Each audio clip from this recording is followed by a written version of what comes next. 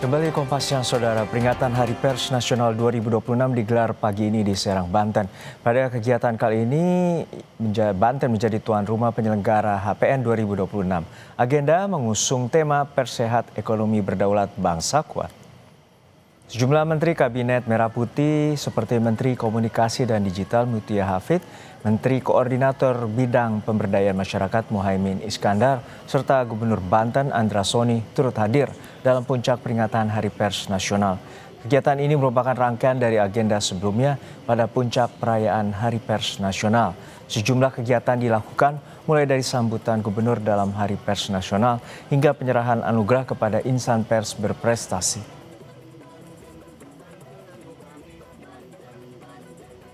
Menteri Koordinator Bidang Pemberdayaan Masyarakat Muhaimin Iskandar dalam pidatonya pada peringatan Hari Pers Nasional menyinggung peran krusial pers yang berorientasi pada manusia didorong untuk menjadi suluh peradaban dan motor perubahan untuk mencerdaskan bangsa.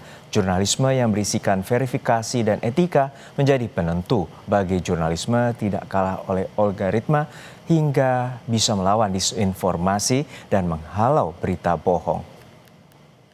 Hari ini ketika setiap detik miliaran keputusan diambil oleh mesin, algoritma dan sistem kecerdasan artifisial, arah bangsa baik buruknya demokrasi tetap harus di tangan kualitas media dan pers kita.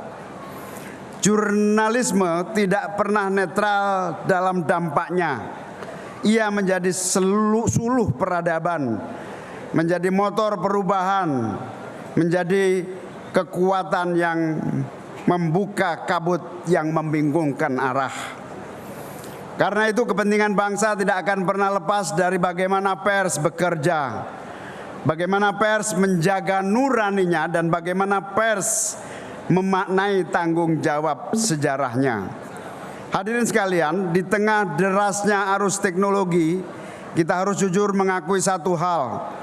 Pers yang tidak berbasis pada kualitas dan mutu, yang hanya mengandalkan kecepatan dan kecanggihan AI akan kehilangan maknanya.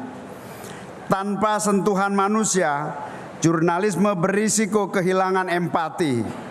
Tanpa verifikasi dan etika, ia hanya dapat melahirkan berita-berita halusinasi. Dan tanpa keberpihakan pada kebenaran, ia akan menjauh dari publiknya sendiri. Disinilah peran krusial pers yang human-centered menjadi amatlah sangat penting. Rakyat tidak hanya membutuhkan informasi yang cepat, tetapi rakyat membutuhkan informasi akurat, jujur, dan membawa arah kebaikan. Oleh karena itu, kita perlu terus menegaskan, jurnalisme tidak boleh kalah oleh algoritma. Perkembangan AI dan teknologi digital tidak boleh menghisap nilai-nilai jurnalisme, apalagi merusak ekonomi media massa. Teknologi harus menjadi alat bantu, bukan pengganti nurani. Kekuatan pers sejatinya bersumber dari daya kritis yang konstruktif. Pers yang menjunjung tinggi kebenaran, keberimbangan, dan tanggung jawab publik. Pers diharapkan memiliki peran strategis untuk menjembatani kebijakan dengan pemahaman publik. Pers diharapkan harus mampu meluruskan hoaks, melawan disinformasi, dan menghadirkan informasi berbobot yang tidak hanya enak dibaca dan perlu, tetapi juga menggerakkan hati nurani masyarakat. Karena informasi yang berkualitas akan melahirkan publik yang cerdas. Publik yang cerdas akan memperkuat ekonomi yang berdaulat. Ekonomi yang berdaulat adalah menjadi fondasi bangsa yang kuat. Lalu bagaimana jalannya peringatan Hari Pers Nasional yang digelar hari ini? Kita tanyakan langsung pada jurnalis Kompas TV, Ariel Wiranata dan juru kamera Aufa Farid di Serang, Banten. Ariel, untuk saat ini kita ketahui bahwa pers mendapatkan tantangan yang dihadapi seperti berita bohong, dominasi algoritma, dan juga mempertahankan keberlanjutan ekosistem pers. Lalu apa saja pesan yang ingin disampaikan melalui Hari Pers Nasional kali ini?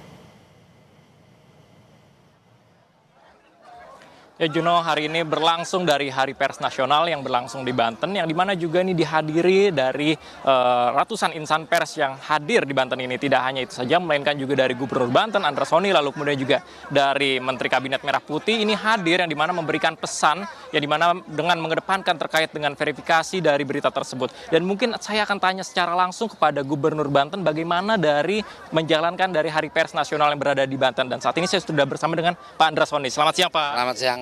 Pak, gimana sih Pak nih Hari Pers Nasional di Banten ini berlangsung? Ya, pertama-tama saya mewakili masyarakat Banten mengucapkan Dirgahayu Pers Nasional yang ke-80, sekaligus juga mengucapkan terima kasih kepada seluruh insan pers yang telah mempercayakan Provinsi Banten sebagai tuan rumah Puncak Hari Pers Nasional tahun 2026. Bagi Provinsi Banten ini sebuah kehormatan. Kami diberi kesempatan untuk melayani insan pers seluruh Indonesia selama 1 minggu ini, dan tentu berdampak positif kepada masyarakat Banten, baik dari sisi ekonomi maupun pengembangan pariwisata. Alhamdulillah selama 1 minggu ini seluruh komponen masyarakat Banten, OPD-OPD yang ada di Provinsi Banten dan Kabupaten Kota melayani tamu dengan maksimal, melayani seluruh insan pers dengan maksimal dengan berbagai kegiatan seminar, kemudian camping wartawan media budaya di Baduy, dan juga kegiatan-kegiatan positif lainnya. Saya selaku Gubernur Banten mengucapkan terima kasih sekaligus memohon maaf bila mana ada kekurangan-kekurangan selama penyelenggaraan Hari Pers Nasional. Dengan pers yang sehat, ekonomi berdaulat, insya Allah bangsa akan kuat.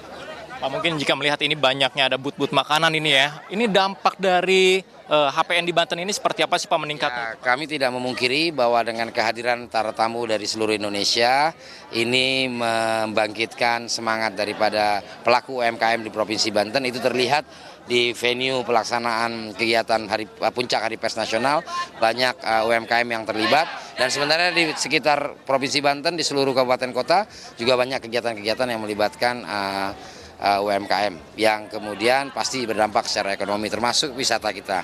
Karena banyak daripada teman-teman media yang mengunjungi lokasi-lokasi wisata kita, termasuk wisata religi.